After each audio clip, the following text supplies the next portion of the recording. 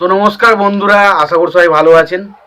তো বন্ধুরা, এখন যে ছবিটার বিষয়ে কথা বলবো সেই ছবিটার নাম হচ্ছে শপথ, যেটা 1996 সালের সিনেমা। এটা মিঠুন বা জাকি সাহেবের শপথ না, এটা হচ্ছে সুনীল শেট্টি এবং অক্ষয় কুমারের সিনেমা, যেটার নাম হচ্ছে শপথ। এবং এই ছবিটার আমার কিন্তু বেশ ভালো লাগে। তো বেশ ভালো লাগে বলতে গেলে কি, ছবিটা খুব একটা আহামরি কিছু না। শপথ সিনেমার গল্পটা একটা লাইনে বলা যায়, বাট সেই ছবিটা মোটামুটি ঠিকঠাক। তবে ছবিটার গানগুলো আমার কাছে কিন্তু বেশ প্রমিসিং লেগেছে। বিশেষ করে প্রথম ফার্স্ট হাফে যে তিনটে গান রয়েছে, মুম্বাই লিও বা মাই লড়কি কা দিবানা, ওই গানটা, বা ধরুন কাজল কাজল তেরে আঁখো কা এ কাজল পাগল পাগল কর দেতি হ্যাঁ মুঝে পাগল, এই গানগুলো ডেফিনেটলি খুব ভালো। তো সিনেমাটার বিষয়ে যদি আলোচনা করি, দেখুন ছবিটার পরিচালক ছিল যে জগদীশ শর্মা। ছবিটার চিত্রনাট্যের কাজ করেছিলেন এস খান। ছবিটার সিনেমা ফটোগ্রাফির কাজ করেছিলেন দামোদর নাইডু। ছবিটার সঙ্গীতের কাজ করেছেন অনু মালিক। ছবিটার বাজেট ছিল 6.5 কোটি টাকা মতো। ছবিটা বক্স অফিস থেকে 11,74,00,000 টাকা কালেকশন করেছিল। ছবিতে অভিনয় করেছিল অক্ষয় কুমার, সুনীল শেট্টি, সোনালি বিন্দে, করিশ্মা কাপুর, কাদের খান, জনি লেভার, কিরণ কুমার সহ আরও অনেকে ছিল ছবির মধ্যে, মুকেশ ঋষি। তো এই ছবিটা কেমন, গল্পটা কেমন ছিল, দেখুন গল্পটা হচ্ছে এরকম যে সুনীল শেট্টি এবং অক্ষয় কুমারের বাবা, যার বাবা হচ্ছে কাদের খান, সে একজন বিখ্যাত ডন এবং সে বিরাট বড় ডন। এবং এখানে মুকেশ ঋষি, তার দাদা হচ্ছে প্রেম চোপড়া, সেও একজন বিখ্যাত ডন বলতে। এবং দুটো দল, তাদের মধ্যে একে অপরের সঙ্গে সবসময় টক্কর চলে।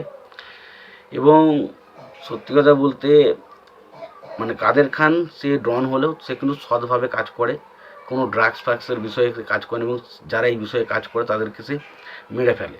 এবং প্রেম চোপড়ার ক্যারেক্টারে সে আবার এইসব ধান্দাতে বেশি থাকে, এবং ফলে তার সাথে একটা তর্ক বিতর্ক, মারপিট এগুলো হতেই থাকে।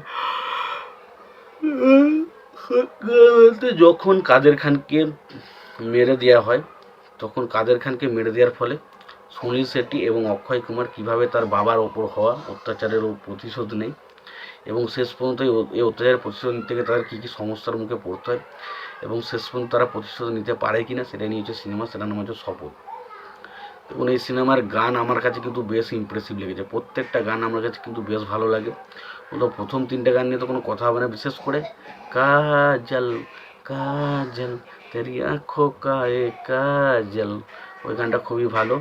ছবিতে প্রচুর অ্যাকশন রয়েছে, তবে অ্যাকশনগুলো আমার কাছে খুব একটা আহামরি কিছু মনে হয়নি।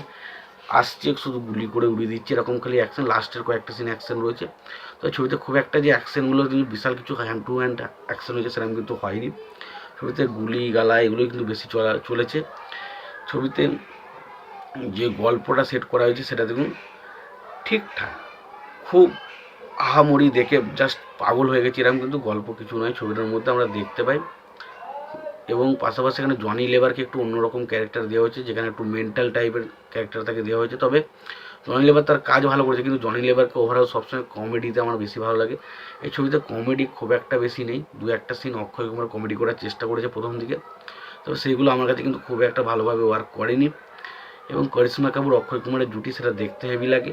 সোনালি বিন্দে এবং সুনীল শেট্টি, তাদেরও জুটি কিন্তু আমার বেশ ভালো লেগেছে। তো ওভারঅল সিনেমাটা একটা ঠিকঠাক সিনেমা, যদি না দেখে থাকেন অবশ্যই দেখতে পারেন। আর যদি সিনেমাটা দেখে থাকেন তাহলে আপনাদের কেমন লেগেছে জানাতে ভুলবেন না। ভিডিওটি ভালো লেগে থাকলে লাইক কমেন্ট শেয়ার করে দেবেন। চ্যানেলটা নতুন হয়ে থাকলে অবশ্যই আপনারা চ্যানেলটা সাবস্ক্রাইব করে নিয়ে পাশে বেল আইকন অবশ্যই প্রেস করে দেবেন। ভালো থাকবেন, সুস্থ থাকবেন, দেখা হচ্ছে পরের ভিডিওতে।